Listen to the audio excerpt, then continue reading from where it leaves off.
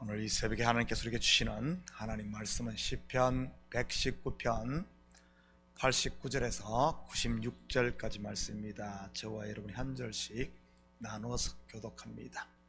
시편 119편 89절에서 96절까지 말씀입니다. 여호와여, 주의 말씀은 영원히 하늘에 굳게 섰사오며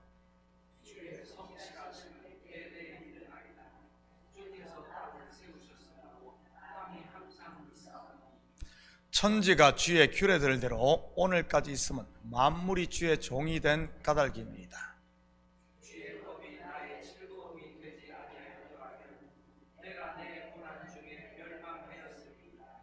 내가 주의 법도들을 영원히 잊지 아니하오니 주께서 이것들 때문에 나를 살게 하심이니이다. 나는 주의 것이오니 나를 구원하소서. 내가 주의 법도들 안에 찾았나이다. 악인들이 나를 멸하려고 엿보나 나는 주의 증거들만을 생각하겠나이다.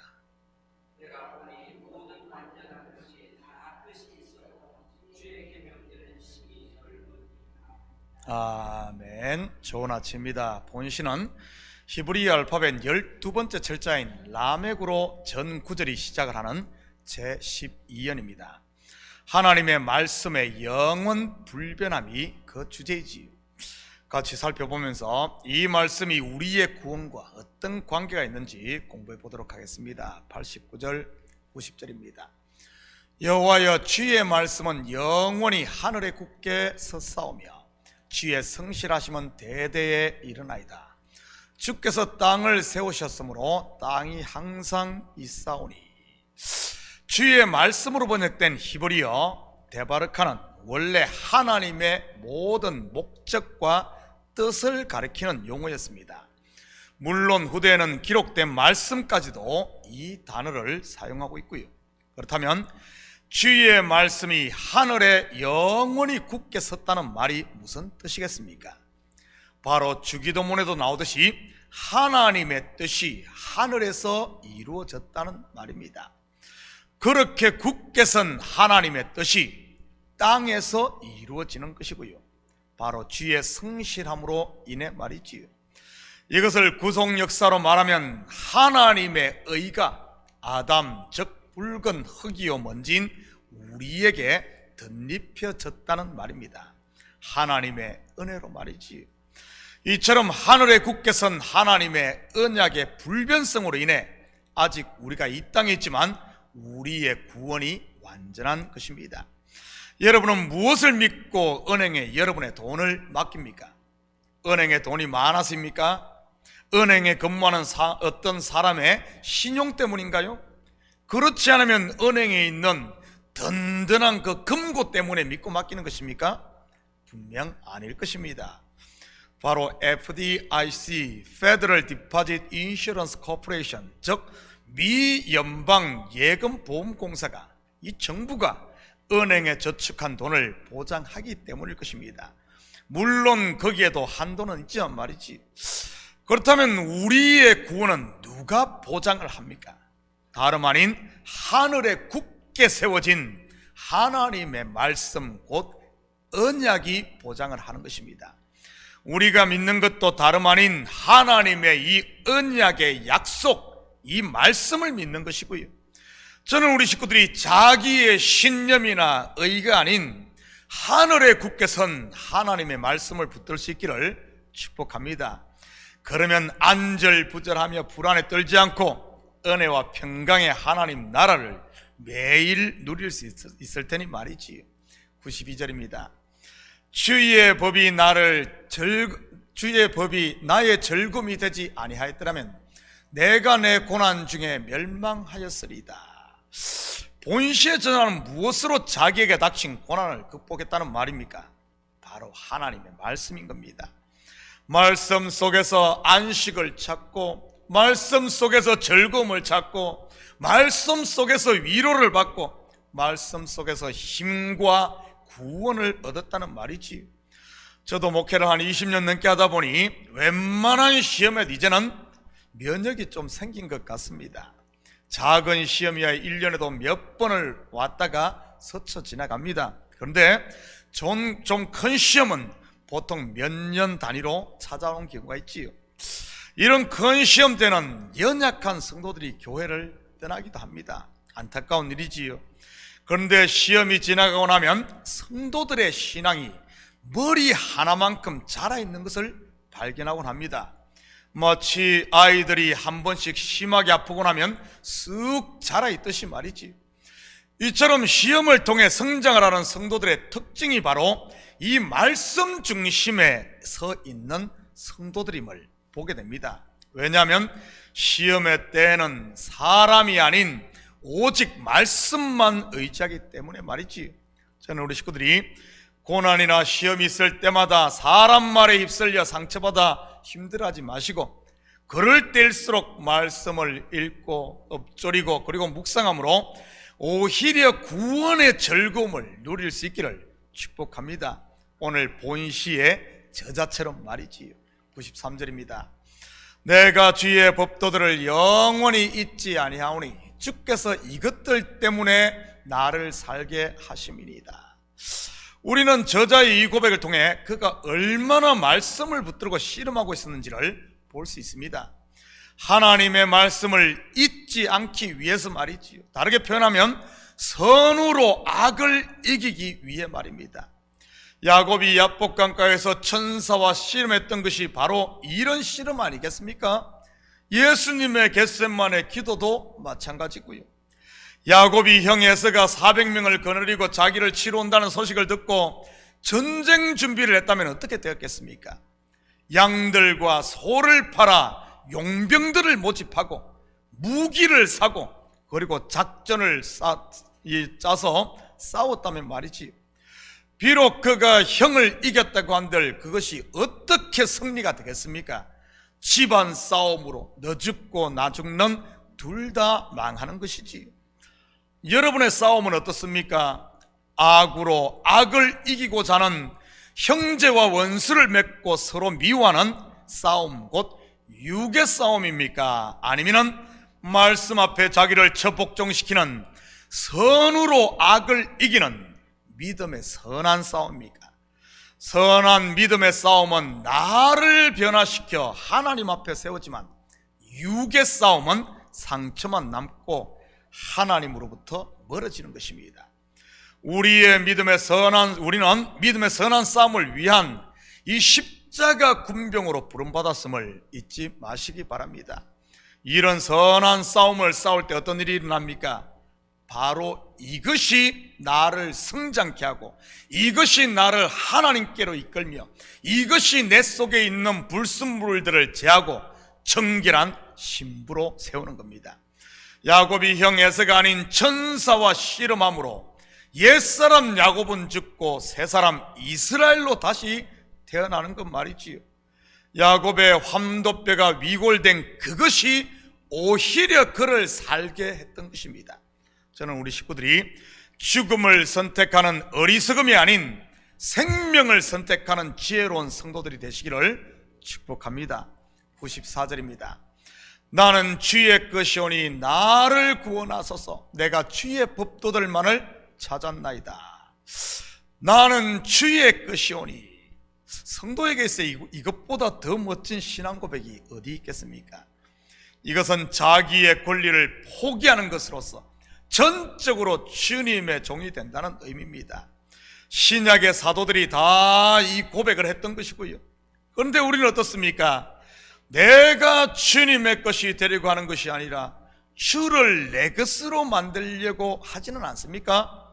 다시 말해, 말씀에 나를 복종시키는 것이 아니라 말씀이 나에게 맞춰지기를 바라는 것들 말이지요. 그러다 보니 좋은 것은 전부 내 것이요 나쁜 것은 전부 네 것으로 생각하게 되는 것이고요. 예를 들어 성경에 나오는 이삭은 나요, 이스마엘은 너요, 모세는 나요, 바로는 너요, 다윗은 나요, 골리앗은 너요 하는 식으로 말이지. 모든 것을 자기 중심으로 해석하는 것 말입니다. 상대와 환경만 바뀌기를 바라니 어떻게 자기에게 변화가 일어나겠습니까? 하나님의 말씀은 나에게 생명 양식으로서 나를 바꾸고 살리는 것인데 말이지. 신앙생활은 내가 주님의 것이 되는 것임을 잊지 마시기 바랍니다. 95절입니다. 악인들이 나를 멸하려고 엿보나 나는 주의 증거들만을 생각하겠나이다. 여러분, 성도 주위에는 빈틈만 나면 원수가 가라지를 뿌리려고 항상 여시고 있다는 사실을 기억해야 됩니다. 이것은 개인뿐만 아니라 교회도 마찬가지고요. 그렇다면 누구에게 사단이 접근하겠습니까? 바로 불평과 불만하는 사람들입니다. 귀신은 귀신같이 알고 찾아가거든요. 마치 속에 탐욕을 품고 있던 하와에게 뱀이 접근을 했듯이 말이지. 그래서 성도는 깨어있어 이런 빈틈들을 마귀에게 주지 말아야 합니다. 그 빈틈을 주지 않는 것이 바로 주의 말씀만을 생각하고 묵상하고 나누는 것이고요. 그러면 속에서 나오려던 불평과 불만은 언제 그랬냐는 듯이 가라앉고 주님의 은혜, 감사가 나오게 되는 것입니다. 여러분, 감사하는 사람에게 마귀가 접근을 할 수 있을까요? 거짓의 가라지를 뿌리러 한 길로 왔다가도 7길로 도망가게 되는 것이지요.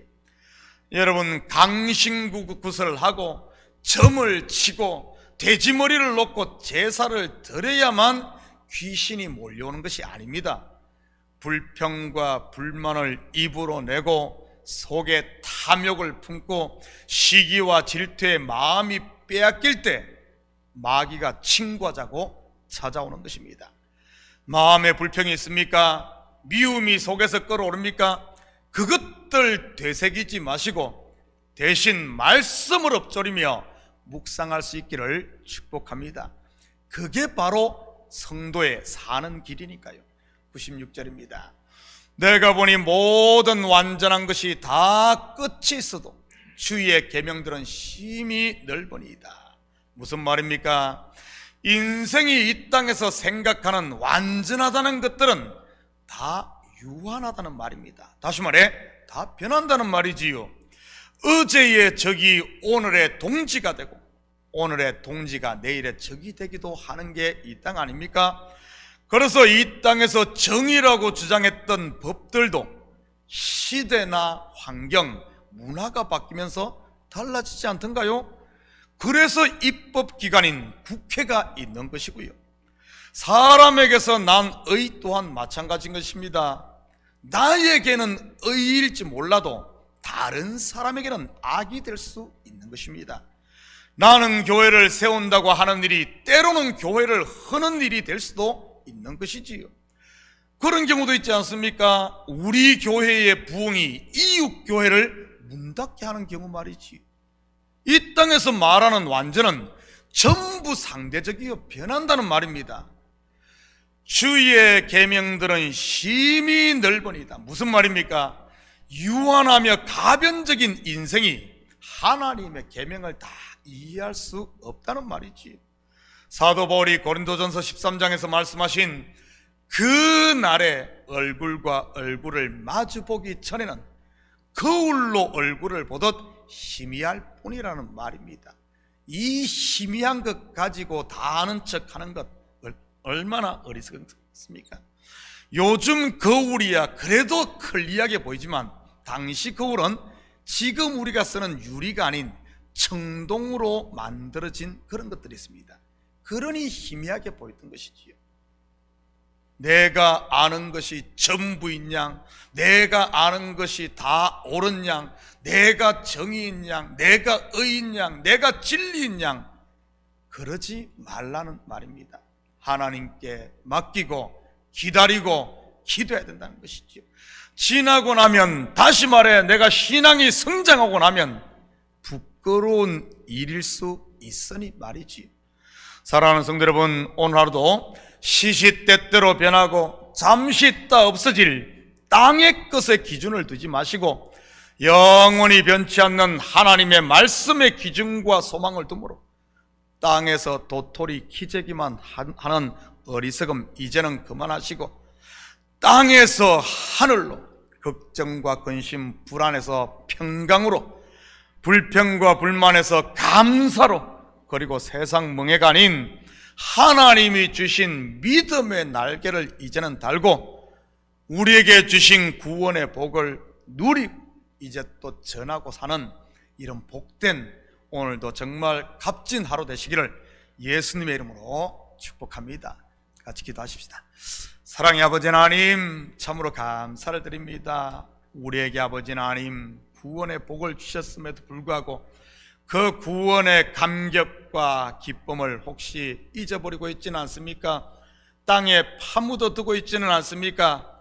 하나님, 다시 한 번 더 구원의 감격을 회복하고 주님의 말씀이 우리의 양식이 되고 그 힘으로 다시 살아가는 저희들 될 수 있도록 우리 주님 축복하여 주시옵소서. 사단이 뿌린 가라지가 우리 속에 자라고 있다면 아버지 하나님, 이제는 주님의 빛 앞에 섬으로 말미암아 이런 것들은 다 말라버리고 우리 속에 감사가 회복되고 구원의 즐거움이 회복되고 이제는 아버지 하나님 내가 가야 될 길이 무엇인지 아버지 하나님 복음 전하는 자로 그리스도의 정인으로 세움받았음을 다시 한 번 더 사명을 깨닫고 이 땅에서 아버지 하나님 그리스도의 정인으로 아버지 하나님 성도로 살아가는 저희들 되게 도와주시옵소서. 이 새벽도 간구하는 기도 제목마다 주님 속히 들으시는 줄 믿사오며 이 모든 말씀 예수님의 이름으로 기도드립니다. 아멘.